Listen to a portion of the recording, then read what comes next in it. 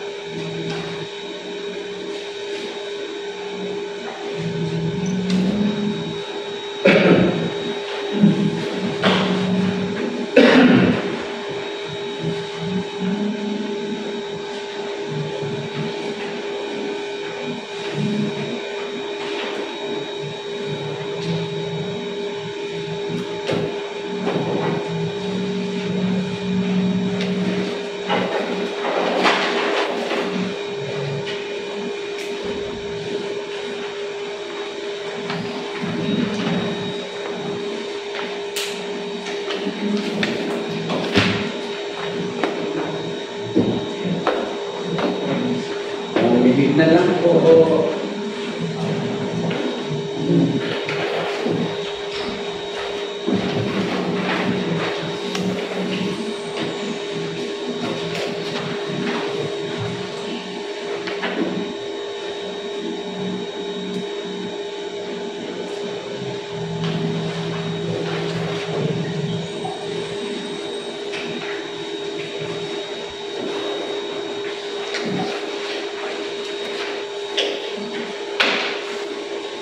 Sir, kasi sir.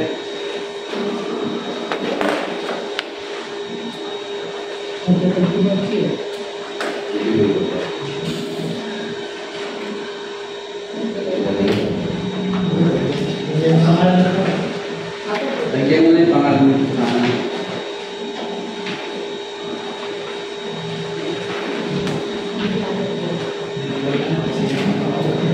Last 1 minute. Ini saya pilih pressure.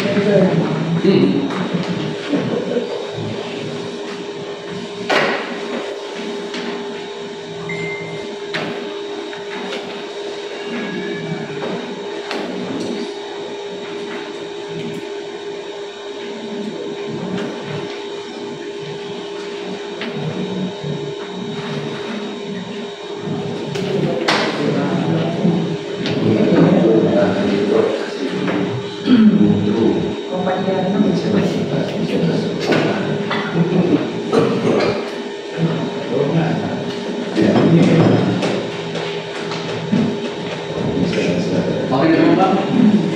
Dahil yung pangalan ito.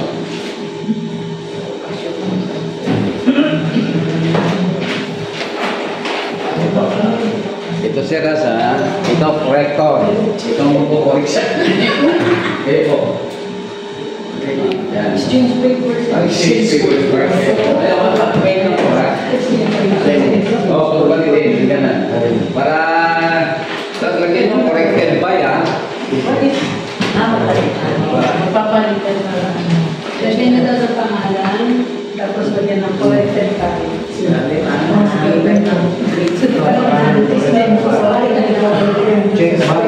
Check na ito dun eh. Yung talaga sa Nagkakit na. Yung pag-inagkalit. yun yung may check. Parang ginagkalit. Ano ba ako ulit? Dati. May kapatid. Paper to next day 4 days. Eh, nilagyan ko na. Ang pangalan. Dito na lang po, kayo na lang po mag-correct. Kayo na lang po mag-correct, press. Kayo na lang mag-correct, sasabihin ko naman yung sagot. Okay? Ready na tayo, ha?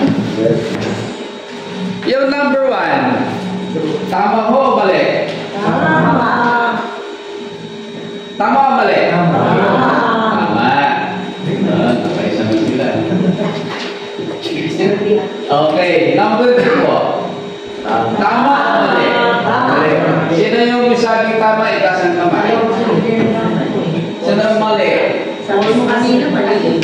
Ha? Tama. Kasi nabi mo kanina mali. Ang sagot po dito mali.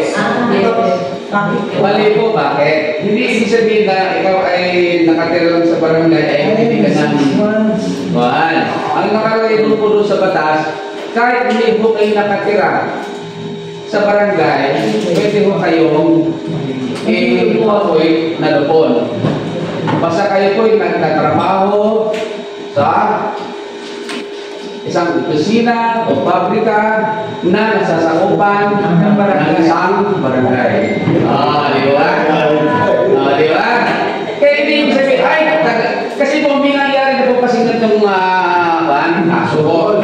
Na-question po ng ibang lupon, ang isang lupon member na in-appoint ni kapitan, na kumpare niya, dikit na dikit, pero hindi taga-barangay na nasasakupan niya.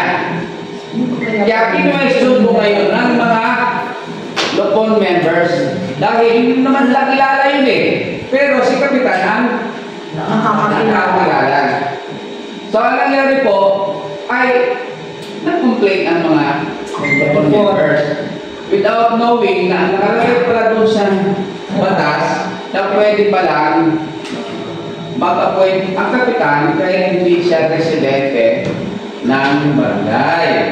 Basta siya po'y nagtatrabaho sa isang opisina o pabrika at ito'y nasasakupan ng barangay ng kapitan. Okay na, ano?